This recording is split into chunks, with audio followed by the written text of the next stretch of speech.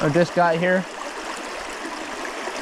Nice little small rainbow. Not first fish is always good. He still had a lot of fight. Not a bad little rainbow, especially just getting started.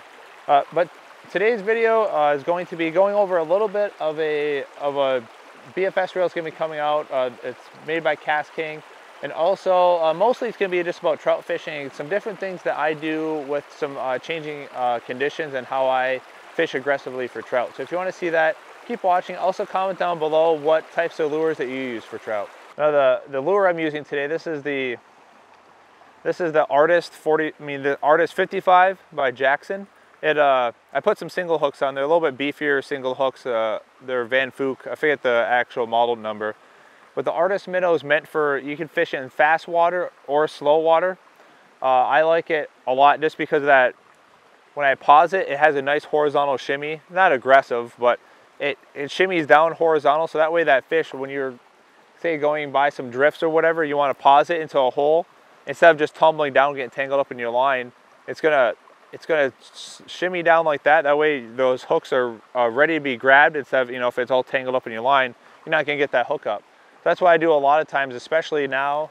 I mean, you can see there's fresh trees that are blown down. It seems like every river I've been to this year has just changed dramatically due to either the winter weather, extreme storms, or whatever knocking these trees down.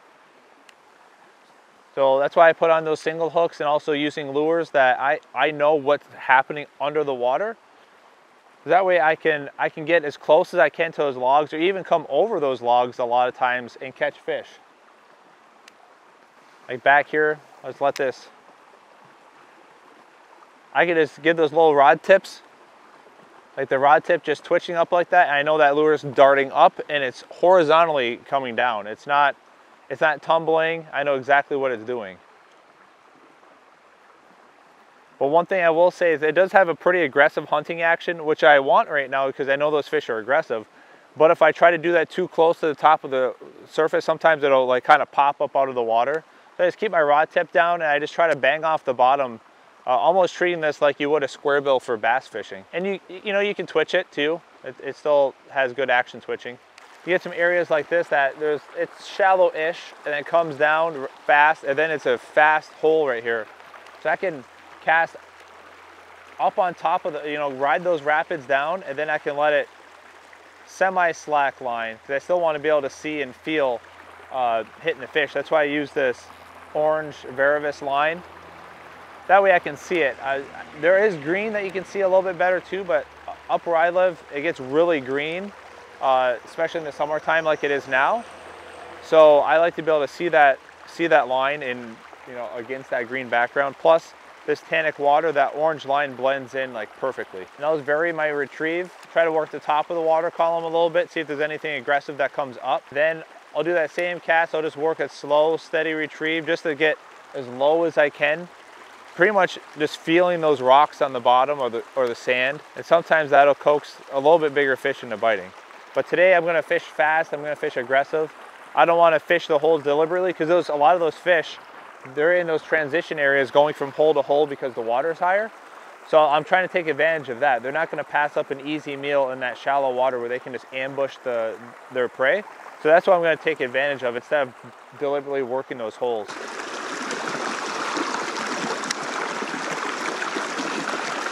Oh, yeah, one right here. Oh, that's a nicer fish, not huge, not huge. Oh, he's running upstream. I'll let him go upstream. I don't want to get caught in that. Brook trout.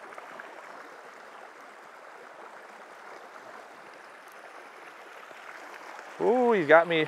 Oh, see right there, like a lot of pressure on that fish. It's still singless barbless hook, but that rod.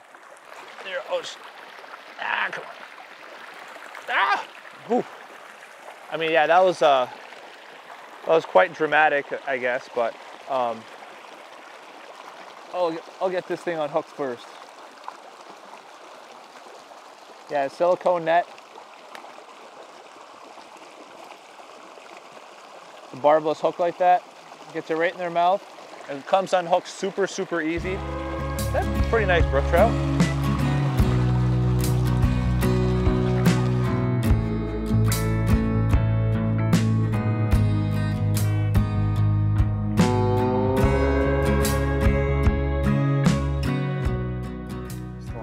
Excellent.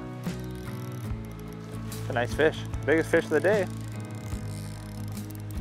I tighten the drag a little bit. There's a log up there. Oh, that's right where he's going. Now he came swiped right out of that log. Nice fish. Probably about a 15-incher or so. So this is what I was talking about earlier, having that cushion. I could just wait the fish out. I don't want to tire the fish out too much. I want to end the fight as soon as possible. Ooh, there we go. Nice fish.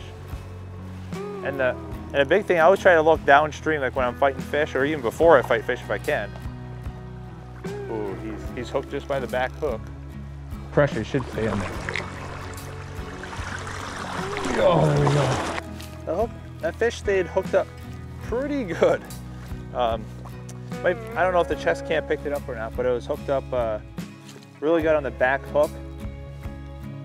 That's a nice fish right there.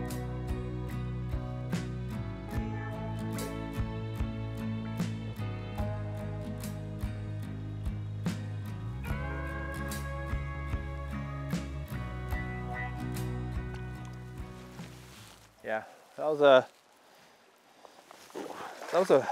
definitely a fun fish, and that was I mean, it fought pretty hard, but I was able to keep it controlled enough on that short line with this setup. But something that's really important, and granted it wasn't a huge factor right now, but just something I thought about is when you have a reel, whether it's a spinning reel, BFS reel, whatever, is having a fast gear ratio. So if you're casting upstream, especially if the water is a little bit faster, you're able to pick up that line real quick, get a good hook set on the fish, and able to keep pressure on the fish the whole time. Now granted, you know, a softer fiberglass rod is going to help keep pressure on that fish, but picking up that slack line, because that fish might be going upstream a little bit, go upstream, and then goes cuts downstream, and able to pick your rod up, get that slack line out and reel that, being able to reel that line in, but also keeping the drag smooth enough that, you know, you might be reeling against your drag. With the BFS reel, you're not spinning up your line like you would like a spinning reel.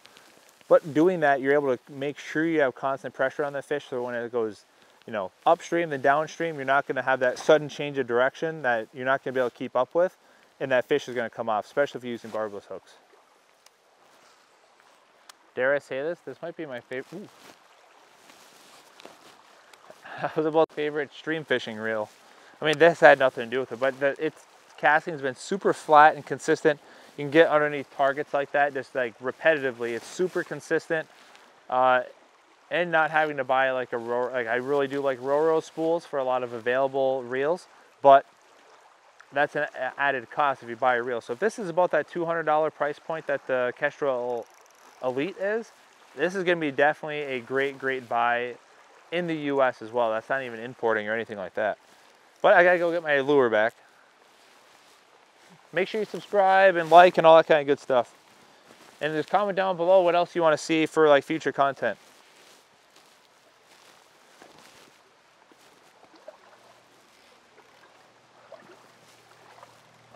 Are you still rolling the camera?